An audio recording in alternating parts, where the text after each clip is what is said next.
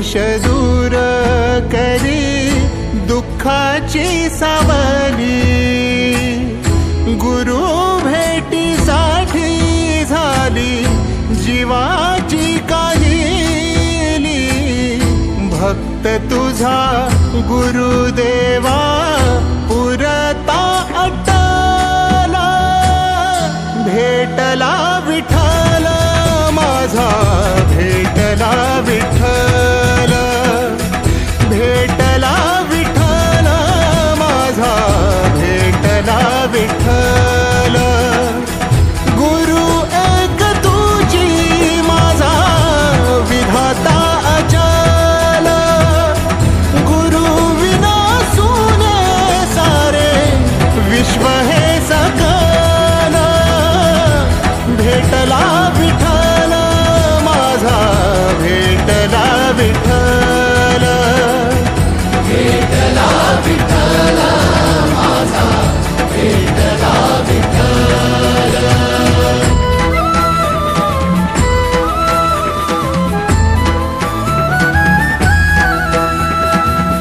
संगतीन ओलांडला अवघड घाट, संगतीन ओलांडला अवघड घाट।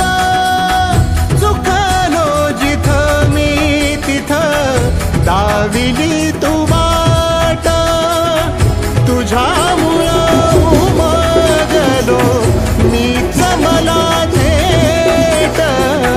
सुख दुःख एकामेका वाटला वाटला, भेटला विठ्ठल माझा, भेटला विठ्ठल, भेटला विठ्ठल माझा, भेटला विठ्ठल। गुरु एक तुझी माझा विधाता अचल, गुरु विना सुने सारे विश्व हे सकल।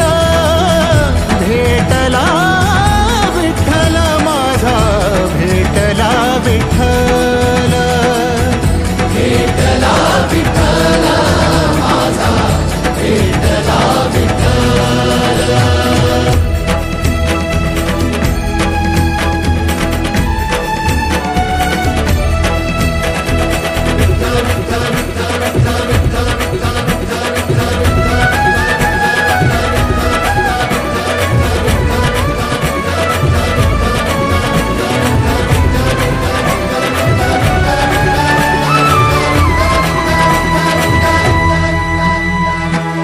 सोबतीनं तुझ्या आलं जगण्याचं भान,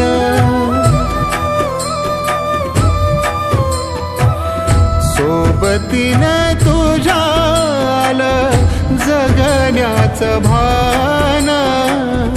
अचूक पडलं माझ्या आयुष्याचं दान, तेजोमय रूप तुझं जवा मी पाहिलं, मिळाली उभारी बळ हत्तीचा लाभाला। भेटला विठ्ठल माझा, भेटला विठ्ठल, भेटला विठ्ठल माझा, भेटला विठ्ठल। गुरु एक तुझी माझा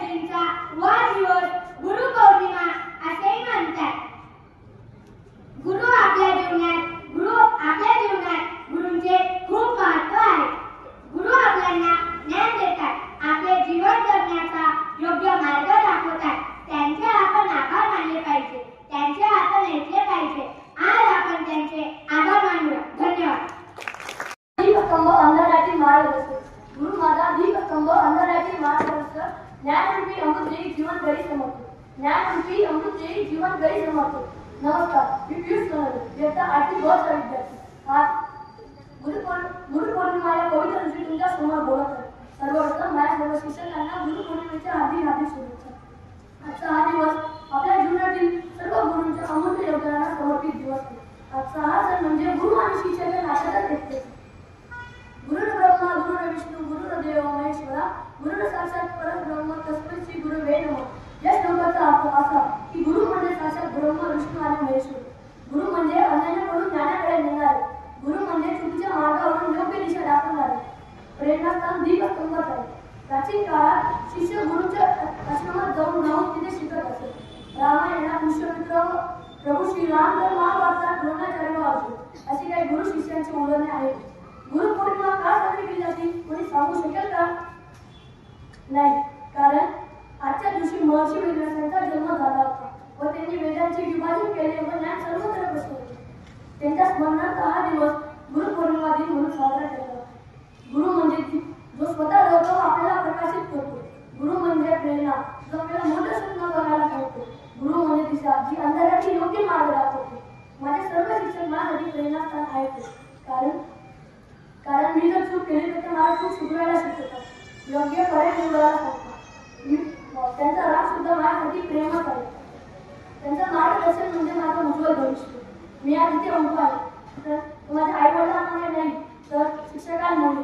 कारण त्यांनी मला इंग्लिश हिंदी मराठी सर्व शिकवलं, परंतु शिस्त संयम प्रामाणिकपणा हे त्यांनी शिकवले.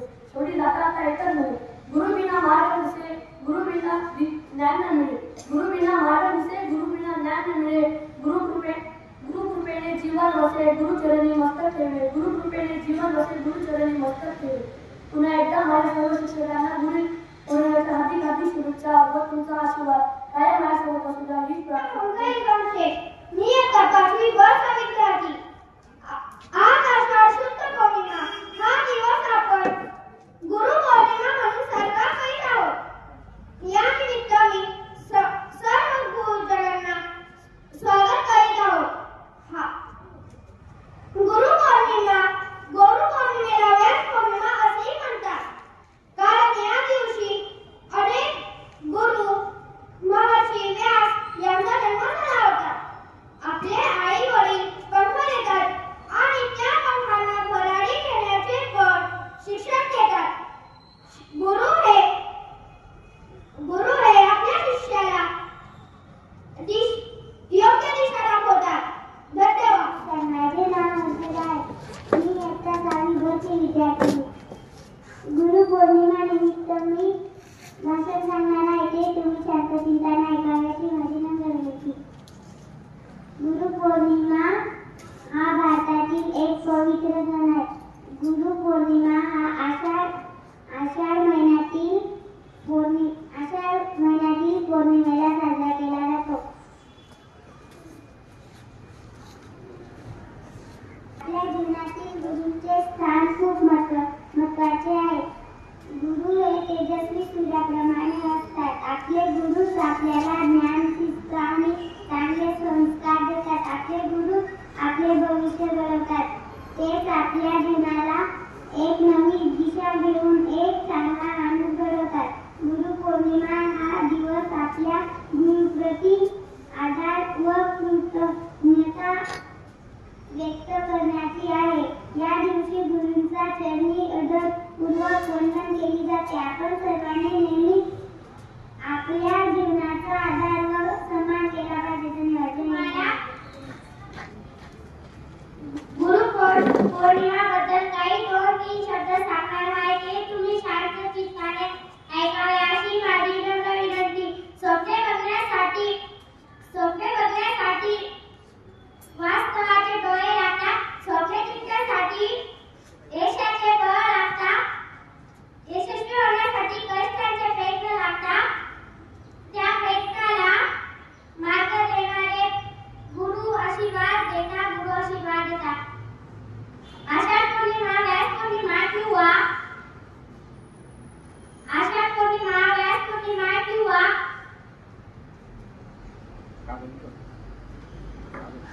किंवा गुरुपौर्णिमा असे म्हणले. गुरु या शब्दात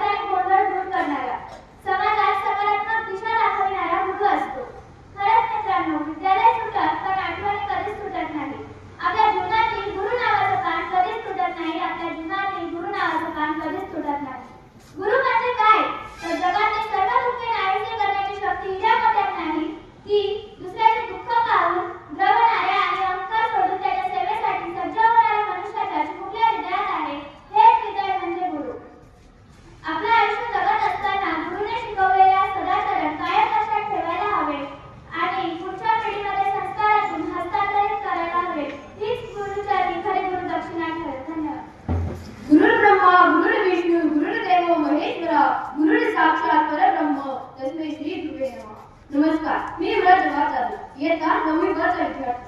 आज गुरुपौर्णिमा. या दिवशी 2 शब्द बोलण्याचा प्रयत्न करतो. आजचा दिवस हा खऱ्या अर्थाने आपल्या गुरूंसाठी समर्पित आहे. गुरुपौर्णिमा हा सण म्हटला की गुरु आणि शिष्य यांच्यातील नाते, यांच्यातील महानता आपल्याला बघायला मिळते. खरं तर मूल लहान असते. मूल जेव्हा आईच्या गर्भात असते तेव्हापासूनच आई त्याच्यावर चांगले असे संस्कार लावते. आई तेव्हापासूनच त्या मुलावर चांगले असे संस्कार लावते. खरं म्हणजे आई देखील आपली पहिली गुरुच होय. निसर्गातील प्रत्येक कण हा आपल्यासाठी गुरु होय. कारण गुरु म्हणजे केवळ मानव नाही, तर गुरु म्हणजे असा जो आपल्याला जगण्यासाठी मार्ग दाखवतो, जो आपल्याला चांगले सवय लावतो, जो आपल्याला महान बनवण्यासाठी अनेक कष्ट करतो. गुरु म्हणजे फळ, फुले, पक्षी, कीटक इत्यादी. जगात अनेक महान व्यक्ती, अनेक महान नेते होते. ते का झाले हो? कारण त्यांना सुद्धा महान बनण्यासाठी त्यांच्या गुरुने त्यांच्यावर चांगले असे संस्कार, चांगले सवयी, त्यांना महान बनण्यासाठी अफाट कष्ट केले. म्हणून त्या व्यक्ती आज व्यक्ती नसून तर महान व्यक्ती घडल्या. त्यांनी त्यांच्या गुरूंचे सर्व ऐकले. त्यांनी त्यांच्या गुरूंचा मान ठेवला. आपणही आपल्या गुरूंचा आदर ठेवूया, आपल्या गुरूंचे सर्व काही ऐकूया. शेवटी जाता जाता एकच म्हणतो, स्वप्न बघण्यासाठी आत्मसातचे डोळे लागतात. त्या स्वप्नांना पूर्ण करण्यासाठी यश बळ लागते. व ते यश बळ देण्यासाठी आपल्या गुरूंचे आशीर्वाद लागतात, आपल्या गुरूंचे आशीर्वाद लागतात. Good morning everyone, respected principal, teachers and all my dear friends. Today we gather here to celebrate auspicious occasion of Guru Purnima. The Guru Purnima is also called as Vyas Purnima because it is the birth anniversary of the sage Ved Vyas. He wrote the great Epic Mahabharata. On this day, people honor the sage Vyas for his great wisdom. This day holds immense significance in our spiritual and educational traditions. The Guru Purnima is a time when we honor and express gratitude towards our teachers. The Guru Purnima is the celebration of the strongest bond of trust and respect between the teachers and students. The word Guru means the one who removes the darkness and shows the light of knowledge. In the Indian culture, Guru is considered even greater than the God. There is a famous Sanskrit sloka, Guru Brahma, Guru Vishnu, Guru Deva Maheshwara, Guru Sakshat Param Brahma, Tasmai Shri Guruve Namaha. It means the Guru is like the Brahma, Vishnu and Shiva, the creator, protector and the destroyer of ignorance. We offer our highest respect to such a great teacher. The Guru Purnima is not only for the school teacher but also for the parents, elders and anyone who teaches us something valuable in our lives. This day reminds us to always be grateful and open to those who shape our lives. Let us take a moment to thank our teachers who work hard to guide us, support us and prepare us for a better future. The Guru plays a pivotal role in shaping our minds, guiding us on the path of righteousness and imparting invaluable wisdom. They illuminate our minds and help us to discover our true potential. The Guru Purnima is not just a day of remembrance but also a reminder of education and knowledge. It encourages us to reflect upon the teachers who influenced our lives and express gratitude to our teachers for their invaluable contribution. Happy Guru Purnima to all my teachers and have a wonderful day. आणि मैत्रिणींनो, मी 9वी ब ची विद्यार्थिनी अर्पिता सोनवणे आज गुरुपौर्णिमेच्या विशेष मुहूर्तावर माझी मनोगत व्यक्त करते. ते तुम्ही शांत चित्ताने ऐकावे अशी माझी नम्र विनंती. मित्रांनो, आयुष्यातील प्रत्येकाच्या जीवनात समस्यांवर मार्ग दाखवणारे, योग्य मार्गदर्शन करणारे आणि जीवनाची योग्य कला शिकवणारे महानायक हे गुरुच तर असतात. याच गुरूंच्या सन्मानार्थ आपण गुरुपौर्णिमा दरवर्षी साजरी करतो. याही वर्षी आपण गुरुपौर्णिमा 10 जुलैला साजरी करणार आहोत. गुरुंच्या चरणी स्वर्ग पाहावे, चरणी त्यांच्या नतमस्तक व्हावे. गुरुपौर्णिमेच्या या आजच्या दिवशी मी जगातल्या सर्व गुरुवर्यांना प्रणाम करते. मानवी संस्कृतीच्या संत साधू आणि व्यासमुनी ऋषींनी साधू संतांचे महत्व, गुरुचे महत्व स्पष्ट केलेले आहे. भारतीय संस्कृतीत गुरुचे अतिउच्च असे महत्व आहे. आपल्या बालकाचे पहिले गुरु आईच असते, पण बालकाच्या सर्वांगीण विकासासाठी एक गुरुच कारणीभूत ठरतो.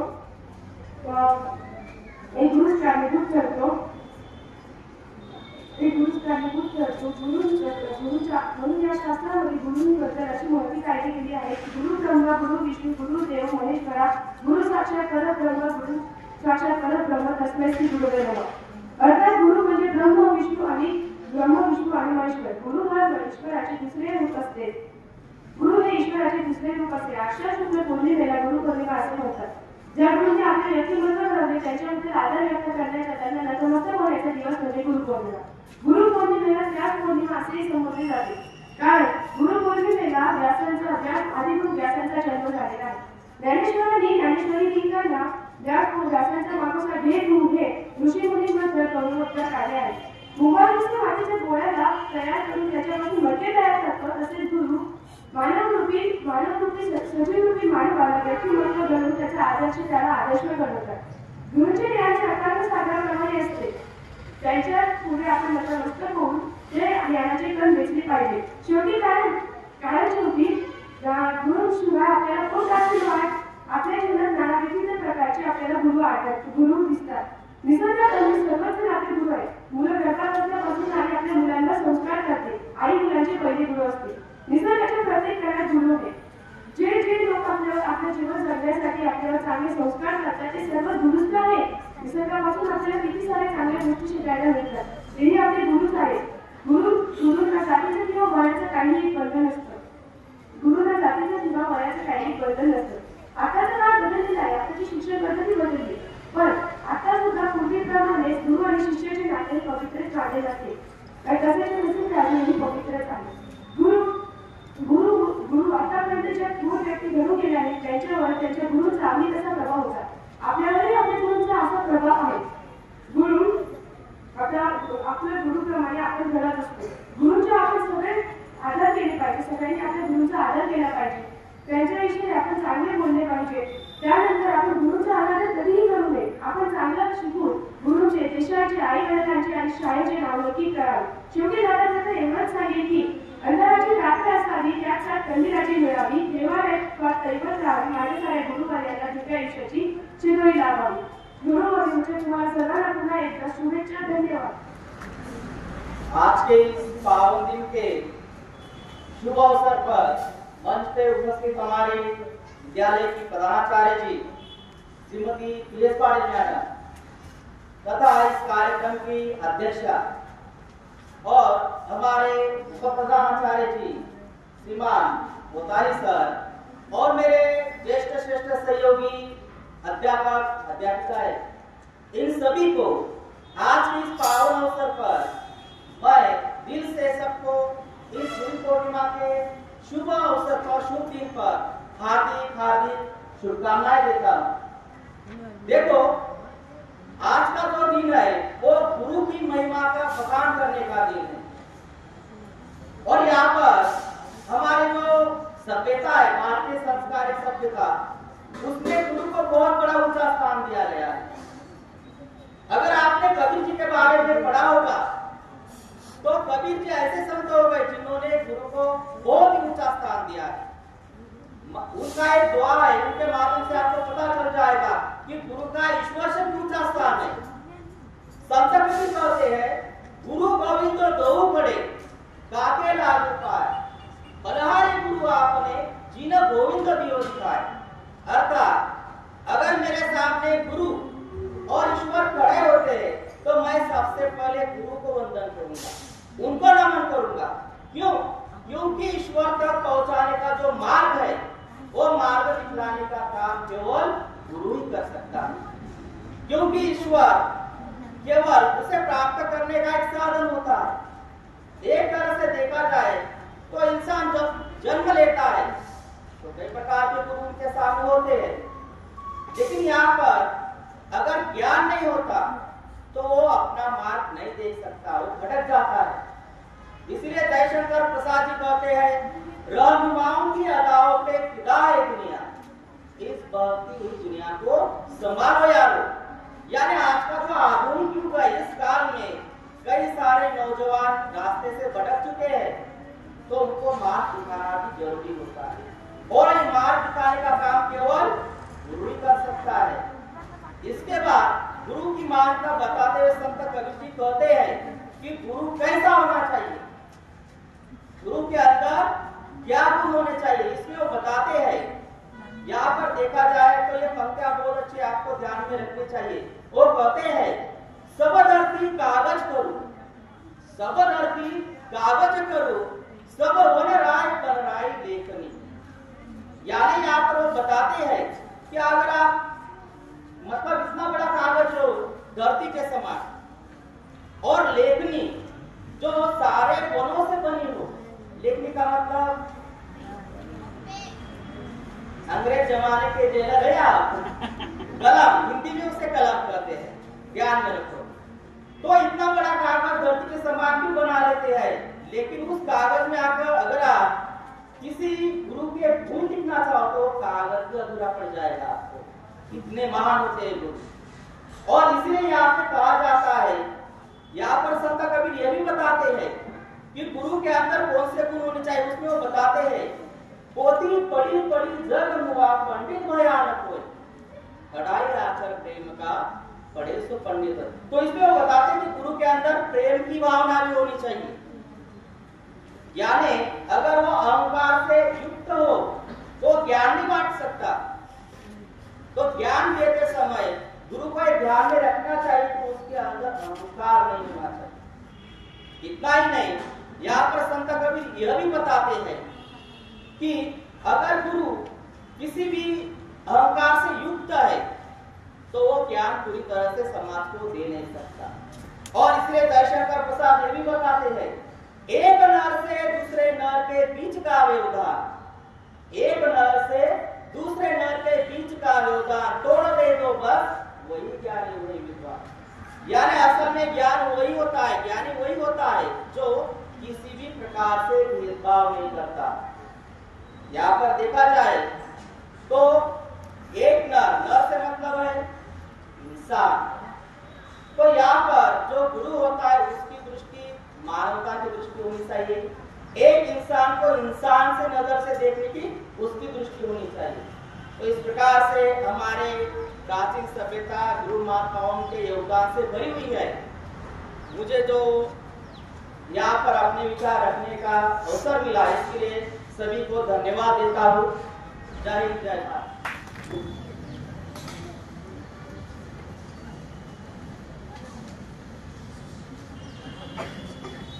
या ठिकाणी मॅडमांनी सांगितलं की मार्गदर्शन करणारे मी मार्गदर्शन करणार नाही, मी मनोगत व्यक्त करणार। या ठिकाणी सर्वप्रथम नाशिक जिल्हा विधायक कार्य समितीचे संस्थापक अध्यक्ष कैलासवासी पंडितराव धर्माजी पंडित गुरुभाऊ यांच्या स्मृतीत विनम्र अभिवादन। व्यासपीठावर उपस्थित आपल्या विद्यालयाच्या मुख्याध्यापिका Shrimati P S Patil madam, उपमुख्याध्यापक श्री कोतारी सर, एनडीएसटीच्या संचालिका Shrimati P S Patil madam, ज्येष्ठ शिक्षक Nayak sir, Khare sir, Pansare sir, Kolhe sir व ज्येष्ठ शिक्षिका Shrimati Sononi R D madam, M B R madam व या ठिकाणी माझे सर्व शिक्षक, ज्येष्ठ शिक्षक, सहकारी शिक्षक बंधू भगिनी व त्याचबरोबर ती शिक्षकेतर कर्मचारी। आज अतिशय महत्त्वाचा दिवस म्हणजे आपल्याला ज्यांनी चालायला, बोलायला, वागायला शिकवलं अशा गुरूंप्रती आदर सन्मान करण्याचा दिवस। मग या दिवसाला आपण गुरु पौर्णिमा असं म्हणतो। विद्यार्थी मित्रांनी सांगितलं की व्यास पौर्णिमा, त्यामध्ये हिंदीमध्ये दोहा आहे, गुरु बिना ज्ञान कहा, गुरु बिना ज्ञान कहा उसका जीवन सुनसान, गुरु है जो सिखाते हैं इंसानियत की पहचान। म्हणजे माणसाला गुरु बिना ज्ञान मिळणं अवघड आहे, पण त्यामुळे गुरु जर नसला तर आपलं जीवन हे त्या ठिकाणी सुनसान, म्हणजे माणसाला त्या ठिकाणी मार्ग भटकतो आणि मानव म्हणून जीवन जगण्याची कला गुरु आपल्याला शिकवतात. त्यामध्ये बघा गुरुचं माझे परम मित्र कोळी सरांनी सांगितलं तुम्हाला की भगवान से भी ऊंचा स्थान है उनका. त्यामध्ये एक दुआ आहे बघा, हरि रुके गुरु ठोर है, हरि रुके गुरु ठोर है, गुरु रुके नाही हो. म्हणजे जर देव नाराज झाला आपल्यावर तर आपल्याला दुसऱ्याकडे जाण्याचा मार्ग म्हणजे गुरु. हे गुरु आपल्याला आश्रय देतात. पण गुरुच नाराज झाला तर आपल्याला कुठंच मार्ग उरत नाही. म्हणजे या ठिकाणी बघा कि दुनिया में कहीं आपका सहारा नहीं है, असं त्या ठिकाणी म्हटलेलं आहे. कबीर परमात्मा जी कहते कि गुरु, सच्चे गुरु का एहसान इतना बड़ा है कि वो हमें इंसान से देवता बनाते. और उन्होंने और भी कहा है कि ऐसे गुरु पर 100 बार बलिहारी जाओ तो भी कम. म्हणजे गुरु आपल्याला देव सुद्धा बनवण्याचं, माणसामधून देव सुद्धा बनवण्याचं या ठिकाणी आपल्याला गुरुचं स्थान दिलेलं आहे. जर आपण संत गाडगे बाबांकडे गेलो तर संत गाडगे बाबांनी सांगितलं की या सृष्टीवर राहणारे प्रत्येक जीव, जंतू सुद्धा बघा, अनेक कीटक असतील, मधमाशी असेल, ही मधमाशी आपण या मधमाशीला सुद्धा गुरु समजू शकतो. बघा काही स्वार्थ नसताना ती फुलातनं त्या ठिकाणी कंद गोळा करते, रस गोळा करते आणि त्या मधामध्ये भरत असते, पण तिला खायचंच नसतं. त्यानंतर सूर्य असेल, पृथ्वी असेल, नदी असेल, झाड असेल, तुम्ही या ठिकाणी या सृष्टीवरच्या कोणत्याही वस्तूला गुरु मानू शकता. त्यानंतर अजून एक दोहा आहे बघा, त्या दोह्यामध्ये काय म्हटलंय की सफेद तन मन काला, सफेद तन मन काला बगुला. लेकिन और एक बताया है, तन काला मन काला कौवा सो अच्छा. बराबर है कि नहीं कि बगुला सफेद होता है लेकिन कैसे, मन में कैसा है वो काला है. लेकिन कौवा कैसा है, उसका तन भी काला मन भी काला. बराबर कि नहीं. इसका मतलब गुरु की पहचान करना आवश्यक है. दूसरी बात कि गुरु पूर्णिमा पर एक कविता बताता हूं मैं आपको. गुरु बिना ज्ञान नहीं, गुरु बिना ज्ञान नहीं, ज्ञान बिना कोई मान नहीं. गुरु बिना ज्ञान नहीं, ज्ञान बिना कोई मान नहीं. भटक जाता है जब इंसान, भटक जाता है जब इंसान, तब गुरु ही देता है ज्ञान. हमें ज्ञान का जो पाठ पढ़ा है, जीवन पथ पर चलना सिखाए. हमें ज्ञान का जो पाठ पढ़ा है, जीवन पथ पर चलना सिखाए, वही सच्चा गुरु कहलाए, वही सच्चा गुरु कहलाए. म्हणजे यामध्ये बघा अजून महत्वाचं की तुम्हाला गुरु शिष्याच्या जोड्या सांगतो 5-6, जास्त वेळ नाही घेत मी.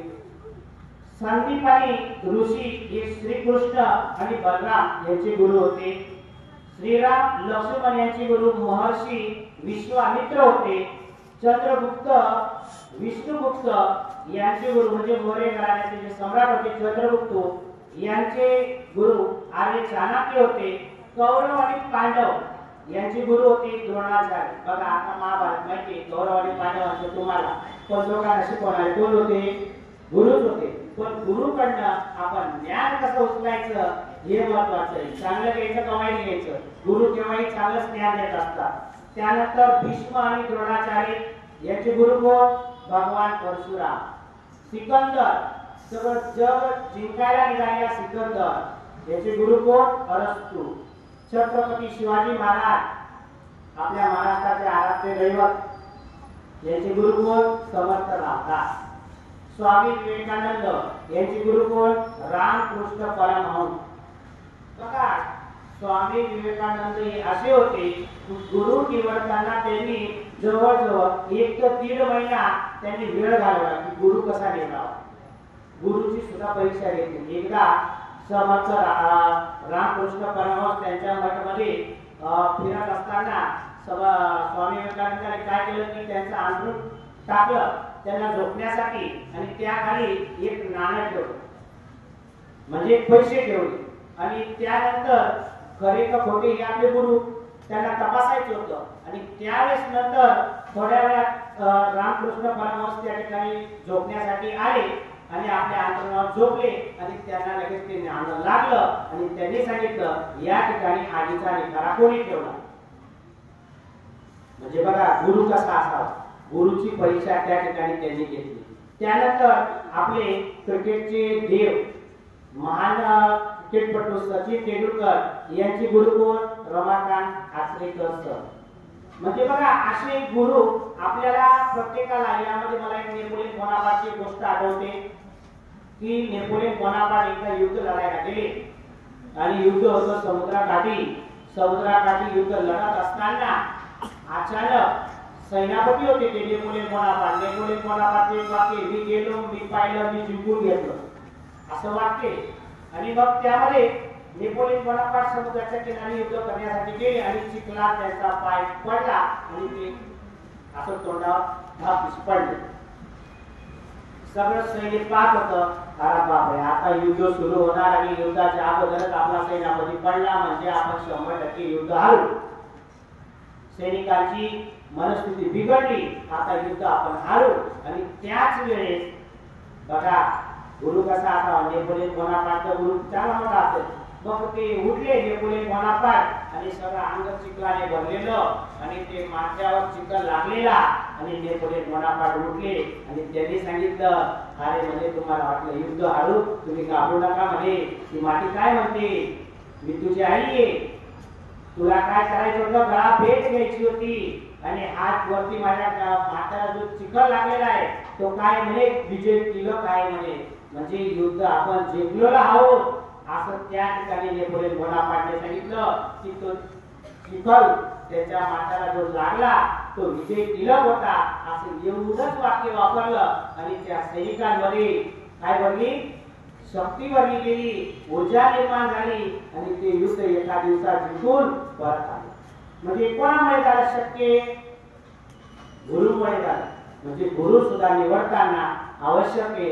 या ठिकाणी मला बोलण्याची संधी दिली आयोजकांचे मी आभार मानतो. जय हिंद, जय महाराष्ट्र, जय भारत.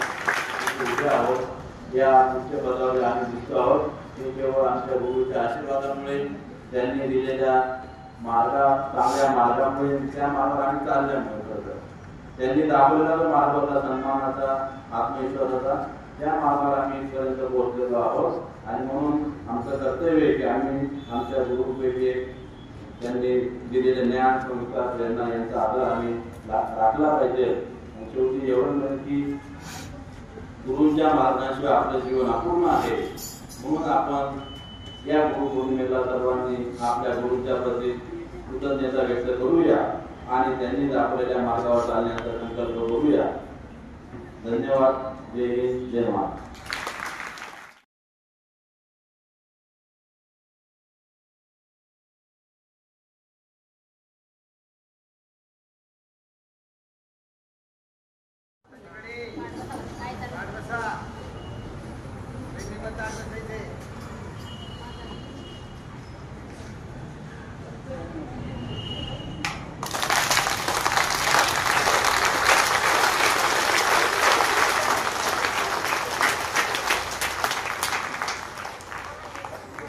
धन्यवाद.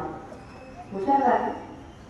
काल सरांनी सांगितलं तो प्रयोग आपण लगेच केला, सगळ्यांनी लक्षात ठेवलं. त्याबद्दल परत उजवा हात वरती उलटा करायचा उलट्या दिशेने आणि स्वतःच्या पाठीवर 3 वेळा म्हणायचं, शाबास शाबास शाबास. आता खरं गुरु शिष्याचं हे संस्कार रोपण झालं असं मी मानतो. बरोबर आहे ना? हीच मूल्य शिक्षक तुमच्या अंतरंगात रुजवत असतात. तर विद्यार्थी मित्रांनो,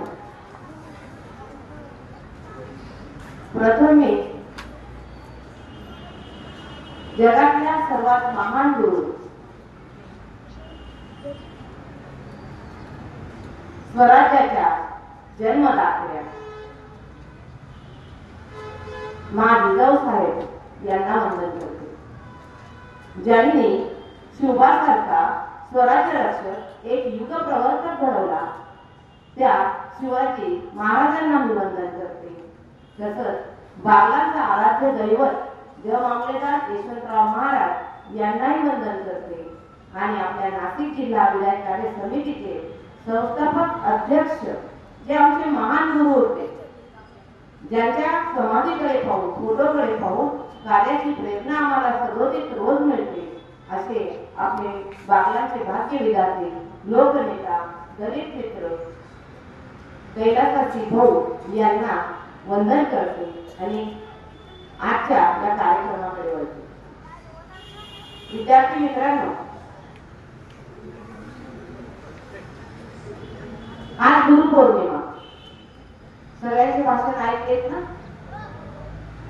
आता सगळ्यांनी ताट बसायचे तर छान, हाताची बिलकुल घडी, कोणीच घरी सोडणार नाही, कोणीच घरी सोडणार नाही, शांतपणाने ऐकायचं आणि जे ऐकलं आहे ते कागदावर उतरवायचं आहे. ही जर सवय लावली तुम्ही तर मी म्हणते कोणीच पुढच्या भाषणापासून वंचित राहणार नाही, कारण एक सवय आहे. सन्माननीय व्यासपीठावर विराजमान झालेले आपल्या विद्यालयाचे उपमुख्याध्यापक श्री ओतारी सर, ज्येष्ठ शिक्षक श्री आहेर sir, Shri Khare sir, Shri Kolhe sir, Shri Patsare sir, ज्येष्ठ शिक्षिका आदी सोनवणे मॅडम, IRMP मॅडम, ADSTच्या माजी सभापती व संचालिका PS पाटील मॅडम, तसेच माझे सर्व शिक्षक बंधू आणि भगिनी, शिक्षकेतर कर्मचारी आणि माझ्या समोर बसलेल्या बाल गोपाळ मित्र मैत्रिणींनो, तुम्हाला सर्वांना या गुरुपौर्णिमेच्या हार्दिक हार्दिक शुभेच्छा. विद्यार्थी मित्रांनो, तुम्ही भाषण ऐकले, गुरुचं महत्व ऐकलं. गुरु म्हणजे कोण हे सुद्धा पवार सरांनी छान सांगितलं. कोण सांगतो गुरु म्हणजे कोण? गुरु म्हणजे कोण ऐकलं ना तुम्ही? छान ऐकलं, बघा बरं हात खाऊ ऐकलं का? मग सांगा गुरु म्हणजे कोण? हा सांग बाकी. सुखाचा सागर जो आपल्या जीवनामध्ये सुख निर्माण करतो, बरोबर आहे ना? त्याला गुरु म्हणतात. गुरुपौर्णिमा का साजरी केली जाते? तर आषाढ पौर्णिमेला कोणाचा जन्म झाला आहे? कोणाचा? वेद रचनाकार, महाभारत लेखनकार व्यास ऋषींचा. कोणाचा? व्यास ऋषींचा. त्या व्यास ऋषींवरनं एक आदराचं एक नाव तयार झालं आहे, व्यासपीठ. काय नाव तयार झालं आहे? व्यासपीठ. म्हणजे जे विद्वान होत आहेत, जे गुरु होत आहेत, जे सन्मानाने बसत आहेत, त्याला व्यासपीठ असं त्या नावावरनं रूढ करण्यात आले. अशा या व्यास ऋषींना सुद्धा या दिनानिमित्त मी प्रथम वंदन करते. विद्यार्थी मित्रांनो, गुरु आपल्याला अंधाराकडून कशाकडे नेत असतो? प्रकाशाकडे नेत असतो. प्रकाशाचा मार्ग दाखवत असतो आणि प्रकाशाचा मार्ग दाखवताना त्याच्यावर अनेक शूलकंटक येत असतात, बरोबर आहे की नाही? मग त्या अडचणींवर मात करत, संघर्ष करत जो जीवनात यशस्वी होतो तोच खरा शिष्य ठरतो आणि तोच खरा गुरु सुद्धा ठरतो. अशा अनेक जोड्या तुम्हाला सरांनी सांगितलं, जगताप सरांनी, कोळी सरांनी गुरुचं महत्व सांगितलं. विद्यार्थ्यांच्या प्रत्येक भाषणातून आपल्या जीवनात 3 गुरु आहेत, महत्वाचे 3 गुरु. कोणते? श्रद्धाने सांगितलं, समेकाने आपल्या भाषणातून सांगितलं. आई वडील, शिक्षक आणि निसर्ग. आई वडील, शिक्षक आणि निसर्ग हे आपले महत्वाचे 3 गुरु आहेत. बाळ लहान असतं, मग आई गुरु कशी?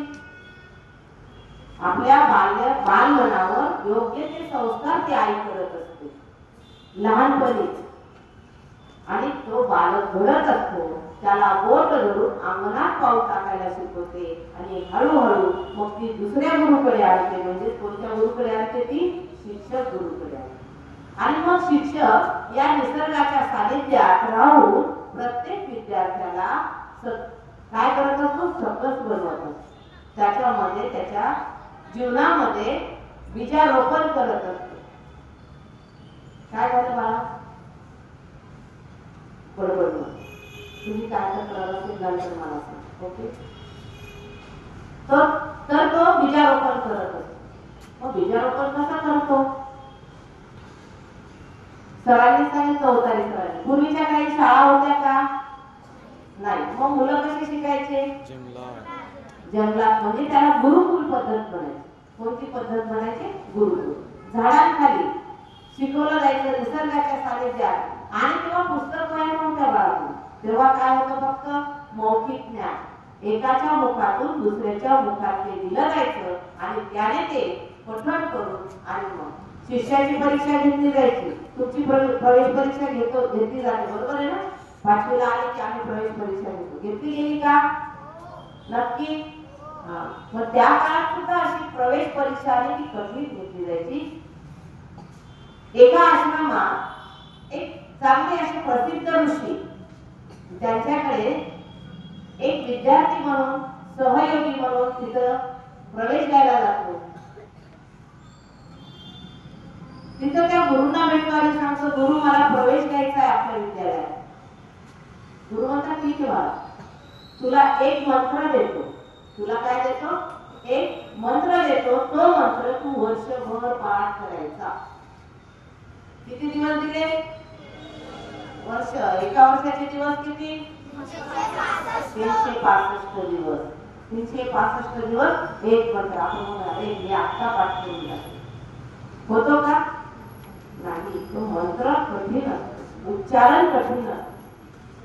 आणि मग त्या विद्यार्थ्याने गुरुला वंदन केलं, घरी गेला आणि तो पाठ करायला सुरुवात केली. मंत्र पाठ करायला त्याने सुरुवात केलेली आहे. 1 वर्ष होत आलं आणि तो गुरुकडे गेला आणि म्हणाला, गुरु माझा मंत्र पाठ झाला, आता प्रवेश द्या. गुरु म्हणतात काही हरकत नाही बाळ, मी 5 मिनिटं ध्यानस्थ बसतोय, तोपर्यंत तू बाहेर था. तो बाहेर गेला आणि तिथली जी शिष्या होती ती अंगण झाडत असताना झाडलं, केर भरला आणि तिने धरून या बालकावर तो केर फेकला गेला. अनाव झाला. खूप चिडला, शिव्या दिल्या, संताप केला आणि गुरुकडे गेला. गुरु म्हणाला, बाळा परत 1 वर्ष जा. काय म्हणाले? परत 1 वर्ष जा. तू माझा अजून शिष्य बनण्या योग्य झाला नाही. का बरं परत पाठवलं गुरुने? का बरं परत पाठवलं? कारण त्याने संताप केला. म्हणजे त्याच्यामध्ये काय होता? अहंकार होता. काय होता? अहंकार. दुसऱ्या वर्षी गेला, वर्षभर पाठ केला, परत आला, परत तेच ती शिष्या अंगण सारवत होती आणि ते शेणा मातीचे सगळे शिंतोडे त्याच्यावर उडले. परत संताप थोडासा केला, खूप नाही केला. गुरुला भेटला. गुरु म्हणाला, अजूनही तुझी योग्यता नाही, परत जा.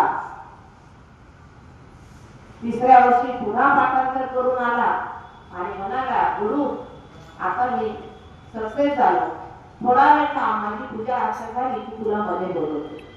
तो बाहेर अंगणात उभा राहिला आणि त्या शिष्येने पुन्हा तिथले ते फट्ट होतं त्याच्यातलं पाणी काढलं आणि फेकायला लागली. याच्या अंगावर ते पाणी फेकलं. हा निशब्द असाच उभा राहिला.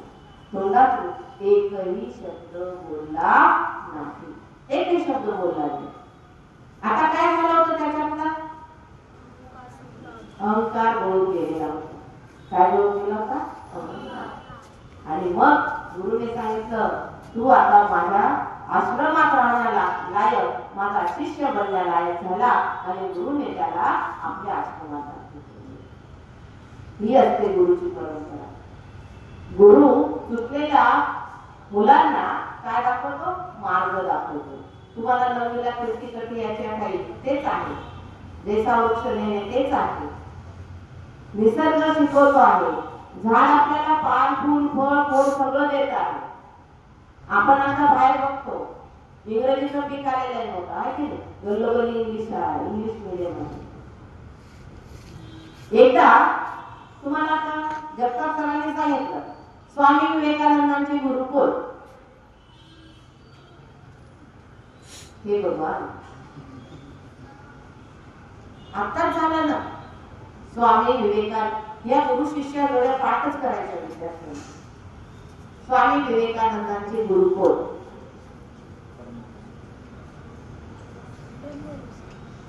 रामकृष्ण परमहंस.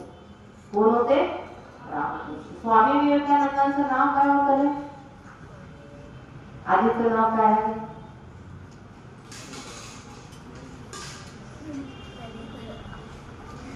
आठवतं? मॅडम आम्ही काहीच करत नाही, आम्ही फक्त मोबाईलशी खेळतो, आम्हाला फक्त मोबाईल आणि मोबाईल. अरे मोबाईलवरच तुम्हाला इतकं आहे, इंटरनेटवर जा, तिथून तुम्ही माहिती मिळवू शकता. कितीतरी माहिती मिळणार, कितीतरी माहिती रोजची. ते त्याच्यासाठी त्याचा तो फायदा घ्या, तुम्ही तो नाही फायदा घ्या, रील पाहता, बाकीच्या गोष्टी तुम्ही करताय. रामकृष्ण परमहंस यांनी नरेंद्रला घडवलं. स्वामी विवेकानंदांचं नाव काय आहे? नरेंद्र. काय नाव होतं? हा नरेंद्र एक आदर्श शिष्य बनला या भूतलावावर. ते नेहमी भगवे वस्त्र परिधान करायचे. काय नाही ना स्वामी विवेकानंदांचा फोटो पाहिलाय का? भगवा वस्त्र नेहमी. एका परिषदेला ते गेले आणि त्यांना सांगण्यात आलं, तुम्ही एवढे तत्वज्ञ आहात, विद्वान आहात, तुम्ही या पोशाखात काय येतात? स्वामी विवेकानंद म्हणाले,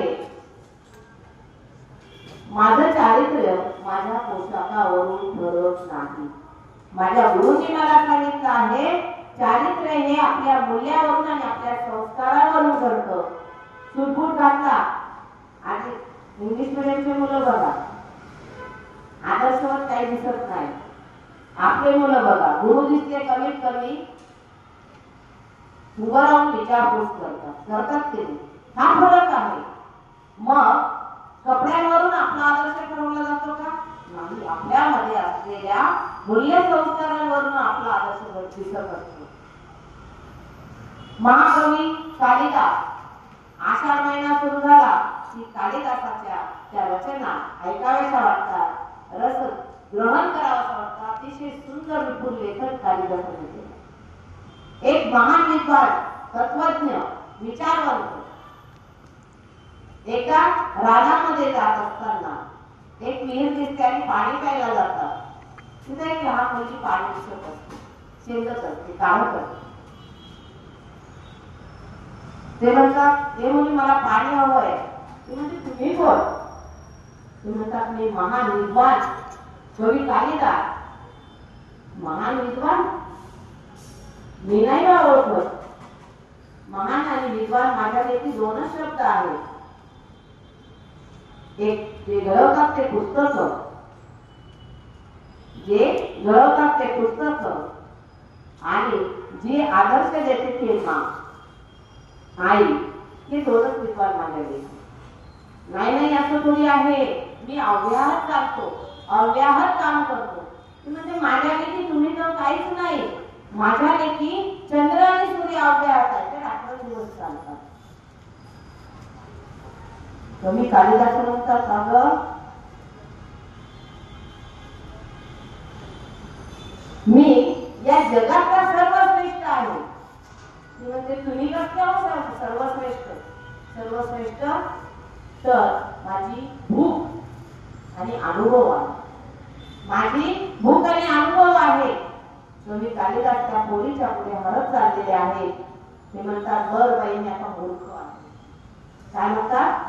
मी आता काय आहे? मूर्ख आहे. ती म्हणते, तुम्ही मूर्ख नाहीये, तुम्ही मूर्ख नाहीये, तर अतिमूर्ख आहात. अहो तुम्ही स्वतःला विद्वान समजतात आणि तुमच्यामध्ये मीपणा जो भरला आहे तो अहंकार मूर्ख, तो अहंकार मूर्ख आहे. आणि ज्या माणसामध्ये अहंकार असेल तो कधीच या जीवनामध्ये गुरु बनू शकत नाही आणि गुरु होऊ शकत नाही. म्हणजे ही मुलगी जी होती, असं आख्यायिका आहे. शारदा देवीने कालिदासांचं परीक्षा घेण्यासाठी छोट्या मुलीचं रूप त्यांच्या मधला अहंकार तिने कमी केलेला होता. म्हणजे चुकणारी वाट, विसरणाऱ्या दिशा, भटकणारं मन या सर्वांना काबूत करण्यासाठी जो योग्य असतो, मार्गदर्शक असतो, तत्वचिंतक असतो, तो खरा गुरु असतो. तो खरा काय असतो? गुरु असतो. विद्यार्थी मित्रांनो, माझ्या तर सर्वच गुरु आहे. तुम्ही सुद्धा गुरु आहे. तुमच्याकडे आम्ही खूप शिकतो. कोणी एकदम हसरा असतो, कोणी खूप खोडकर असतो, कोणीतरी आता सुद्धा वळवळ करतो आहे की नाही, कोणीतरी खोड्या काढतो. म्हणजे तुम्ही सुद्धा गुरु आहात. तुमच्याकडनं सुद्धा आम्ही शिकत असतो. भाग्यश्री असेल, युवराज असेल, समेका असेल, श्रद्धा असेल, घराघर भाषण करतायत. तुम्ही सुद्धा गुरु आहात. पृथ्वी तलावरचं सर्वच गुरु आहे.